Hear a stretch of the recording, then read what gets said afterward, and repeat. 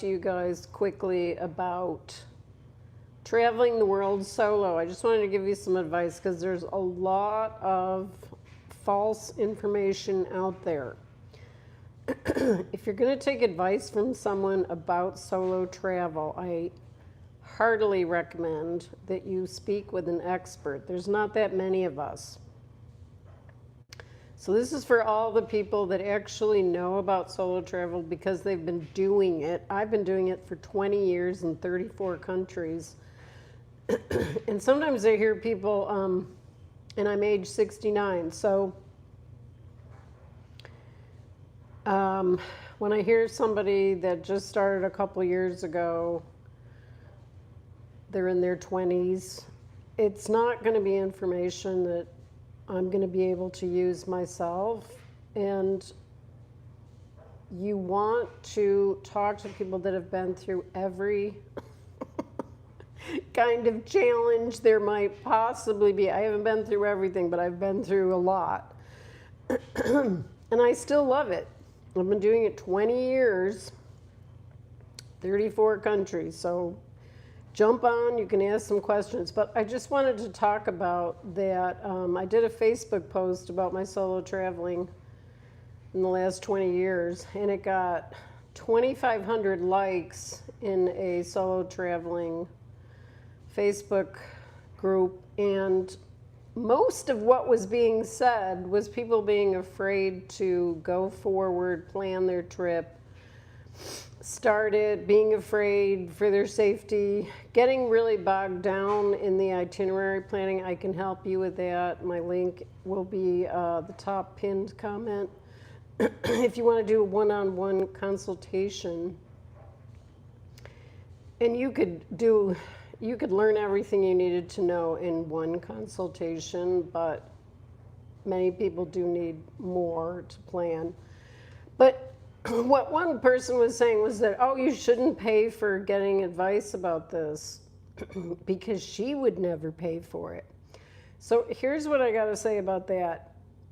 Yes, you could do all the research yourself, but it can take years, a lot of experience, and if you've never traveled solo and you have zero experience leaving the country, it's going to be a lot faster to have even one one-on-one phone call with an expert. Now, how do you choose an expert?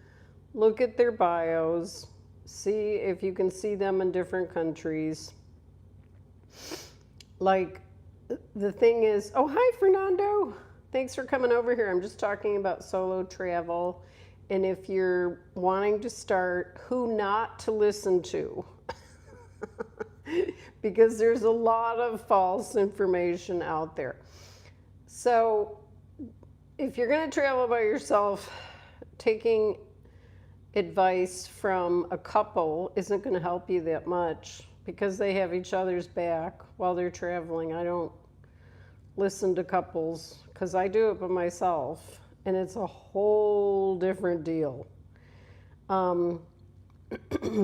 It's a very different approach. Your mindset is different.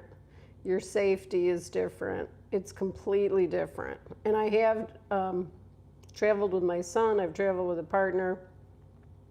Traveled with family. I also lead retreats for solo travelers. Hi, Fernando. Thanks for coming over. So if you have any questions about solo travel, I just wanted to share with you my people over here, not to listen to everybody that says, here's how to do it. I wouldn't do it this way. Okay. And what prompted this was the woman that was, see, I pay for my, people pay me for consultations on their itineraries. And this woman was saying, don't pay for that. You can just get all of the information online for free. Now, that is possible, but if you want to find out today what you're supposed to do and you want clarity and you're going to go forward and you know what country, then you need to do a one-on-one consultation that's paid. Thank you for the hearts. I love it when I get hearts, and thank you for being a top contributor. I appreciate that, Fernando. So make sure you're talking to an expert about solo travel. I started in 2005, and I've been to 34 countries, lived in several of them, traveled in all through the Himalayas alone in India. So I didn't just go to the easy countries like Europe. And this will make you a real traveler when you do a 6-month overland trip all through South America yourself to 6 countries, which is what I did. Hi, Icy Brew. Thanks for coming over. And Marisa Jarvis. Thanks for coming over. My ex, Zay. Hey, come on down. I'm just talking about how you got to be careful who you listen to about solo travel, because this woman was saying, oh, don't pay for information. It's not in my budget. Well, it may not be in her budget, and she may be fine with what she's doing, but not everybody is at that place. So if you need help, do a one-on-one consultation with me. It will save you time and money. We'll be able to choose a country for you. I could tell you about the visas. I can tell you what the budget would be. I can tell you because I've been to 34 countries. Now, I would recommend going to Europe first because it's super easy. It's less expensive than the United States, especially. No, I'm not crying. I don't think I'd get on here if I was crying. But anyway, thank you for asking. So if you're serious about it, I recommend the consultation because you're going to get on the road faster. See, the thing about research, and I do a lot of research, I didn't used to. When I first started solo traveling in 2005, 20 years ago, I didn't research hardly at all. I'm doing it differently now.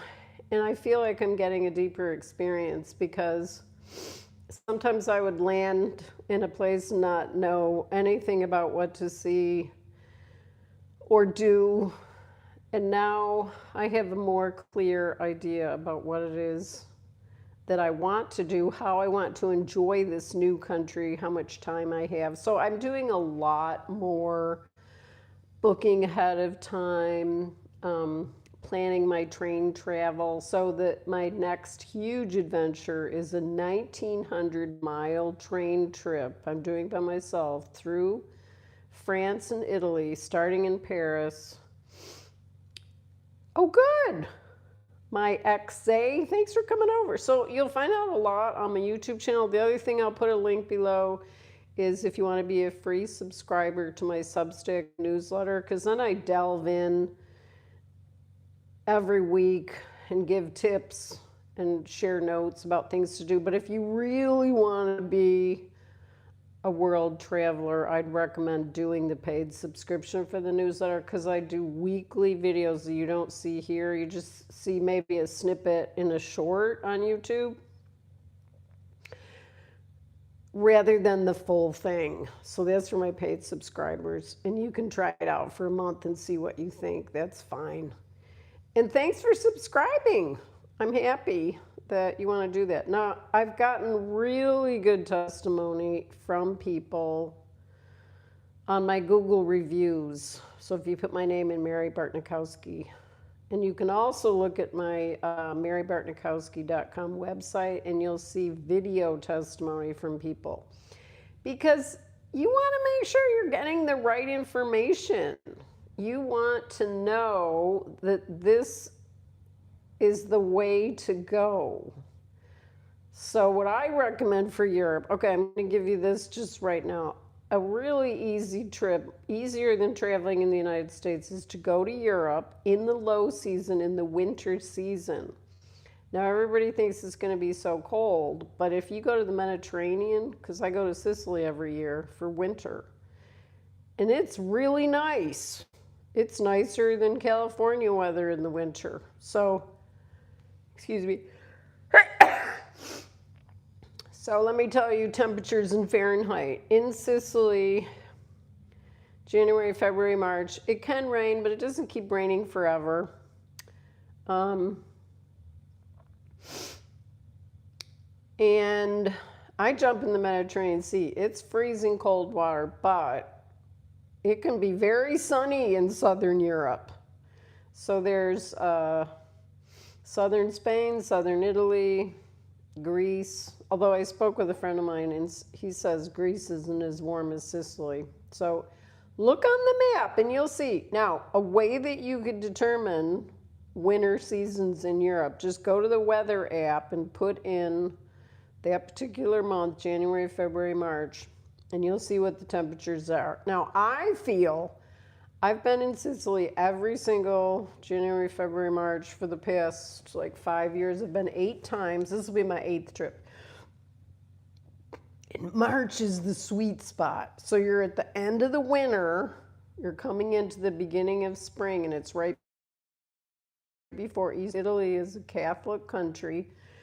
Italians start traveling on Easter. They're going to be going full force, and it changes in an instant. The first week of April, whoa, prices go up.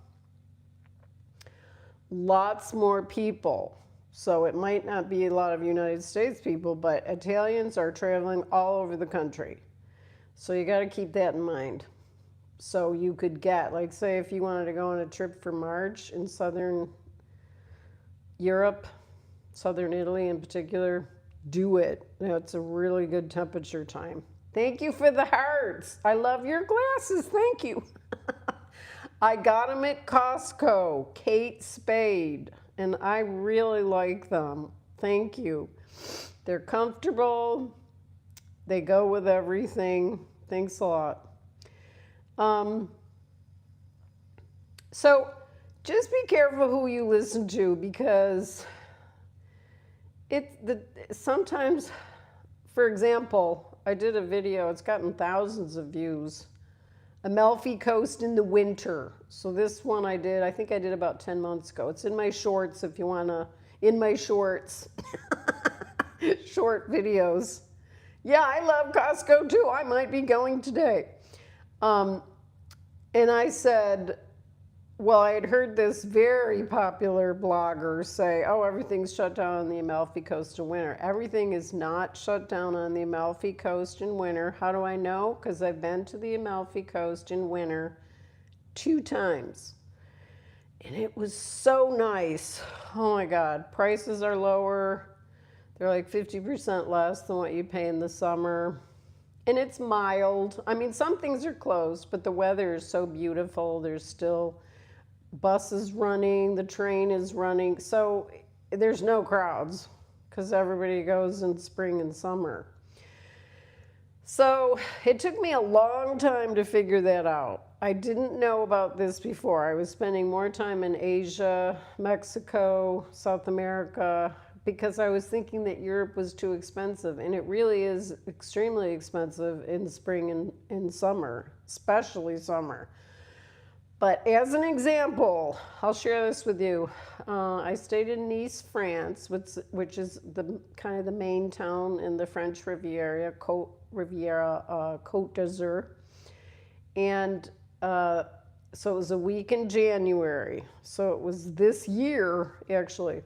So it was $440 on booking.com for a little studio right in the perfect location with a tiny kitchen. It was ideal. Walk to the beach, walk to the train station.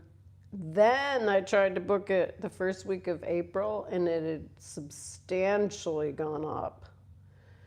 And it was only 3 months later. So, and it was very early. It was that first week of April when everybody starts traveling. Oh, and I couldn't even get it. It was booked. So I had to book something across the street for more money than I was expecting to pay because it was the first week of April. What are we talking about? We're talking about solo travel and who to listen to about solo traveling the world, because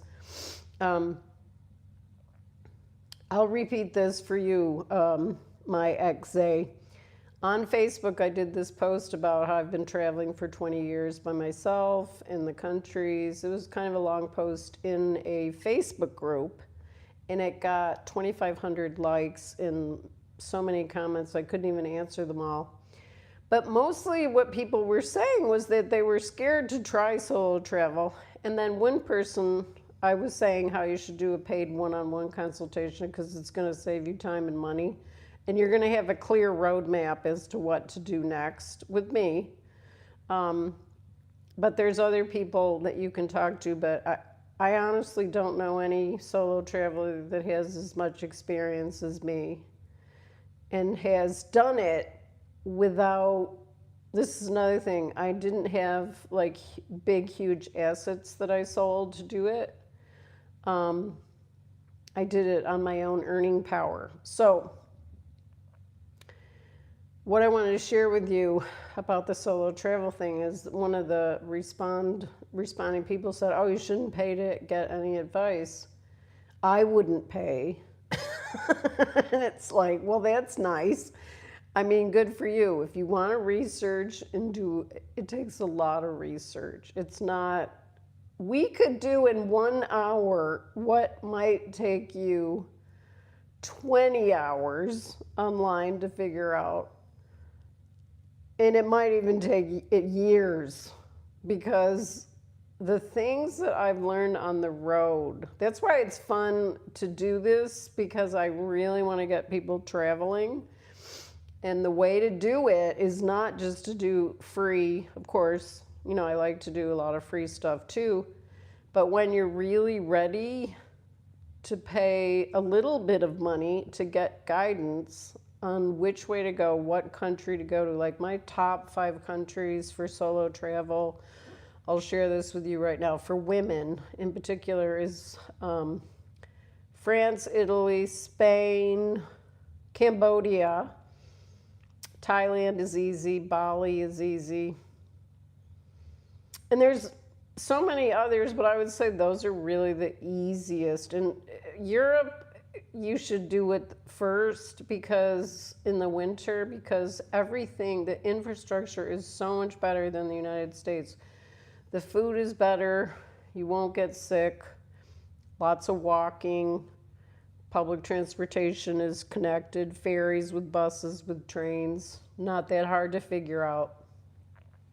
So anyway, I'm going to be going on this big journey, 1,900 miles through France and Italy, and I hope you come on over. I think you should take a break from talking.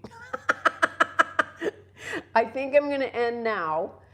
So I'll see you in the next video, and thanks for coming over, and thanks for the hearts.